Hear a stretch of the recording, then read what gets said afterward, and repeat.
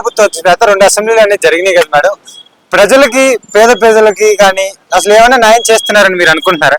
ఇది పేదల ప్రభుత్వం కాదండి, ఇది పెత్తందారుల ప్రభుత్వం. అది పేదల పక్షాన నిలబడే ప్రభుత్వం కాదు. పేదల ప్రభుత్వం గత ప్రభుత్వం అండి. ఎందుకంటే పేదలు, బడుగు బలహీన వర్గాలకి ఎవరైతే ఉన్నారో వాళ్ళందరూ అభ్యున్నతికి పాటుపడిన ముఖ్యమంత్రి జగన్మోహన్ రెడ్డి గారు. అంటే జగన్మోహన్ రెడ్డి గారు 5 సంవత్సరాలు పేద ప్రజల్ని మోసం చేశాడు, కొన్ని కోట్లు దోచుకున్నారని అంటున్నారు కదా.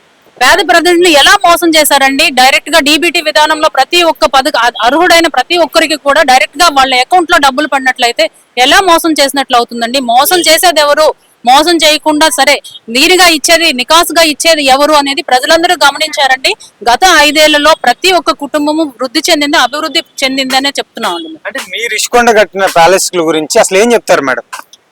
ఋషికొండకి వెళ్ళండి, అలాగే అమరావతిలో ఉండే భవనాలని పరిశీలించండి. మేము చూసాము. ప్రజలందరూ కూడా ఏదైనా దేవాలయంకి వెళ్తాం, మన రాష్ట్ర భవిష్యత్తు రేపు పొద్దున్న నిర్ణయించేది మనమే కాబట్టి ఋషికొండని చూడండి. ప్రజలందరూ కూడా అమరావతికి వెళ్లి వాళ్ళు కట్టిన భవనాలను కూడా పరిశీలించండి, ఏవి బాగున్నాయి. 40 ఏళ్ల ఇండస్ట్రీ ముఖ్యమంత్రిగా చెప్పుకునే చంద్రబాబు నాయుడు గారు వచ్చే భవనాలని ఆశ్చర్యపోయారు. అక్కడికి వెళ్ళి ఒకసారి చూడండి, పరిశీలించండి, మీరే దాన్ని రెస్పాండ్ అవ్వండి అని చెప్పి నేను తెలియజేస్తాను. అలానే జగన్మోహన్ రెడ్డి గారు తన సొంత అంటే ఆయన అనుభవించడానికి ఆ ప్యాలెస్ కట్టానని అంటున్నారు కదా, రిషికొండ ప్యాలెస్ నిజమంటారా? ఈ రోజు జగన్మోహన్ రెడ్డి గారు అనుభవించడానికే కట్టుకున్నట్లయితే ఆయన సొంత భవనాలు అయితే ఆయనే వెళ్ళి ఉంటారు కదా. ప్రభుత్వ భవనాలు కాబట్టి వీళ్ళందరూ వెళ్ళి చూడడానికి వీలైంది.